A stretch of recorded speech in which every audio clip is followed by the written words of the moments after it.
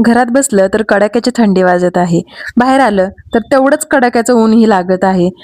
नमस्कार, मी ऐश्वर्या आवळे. तुमच्या सर्वांचं माझ्या मिनी ब्लॉगमध्ये खूप खूप स्वागत आहे. आज आपण पार्लरमध्ये पोहोचलो, केर कचरा काढला, स्वामींची पूजा अर्चना केली, त्यानंतर क्लायंट चालू झालं. आता क्लायंट करत करतच विचार केला की चला आज एखादी नवीन साडी घ्यावी. खरेदीला काय कारण लागतं का? पटपट पटपट क्लायंट आवरलं. त्यानंतर मैत्रिणीला कॉल केला. म्हणलं ये बाई थोडीशी शॉपिंग करूयात. तीही आपली गडबडीने आली. ती आल्याच्या नंतर विचार केला आधी पोटपूजा करू, त्यानंतर पुढची खरेदी करू. मग काय, चला म्हणलं काहीतरी हलकंसं खावं. आता हलकं खाणार म्हणजे काय, मग काय इडली सांबर मागवलं. तिथे इडली सांबरचा फरशा पाडून आम्ही पोहोचलो नवरंगमध्ये.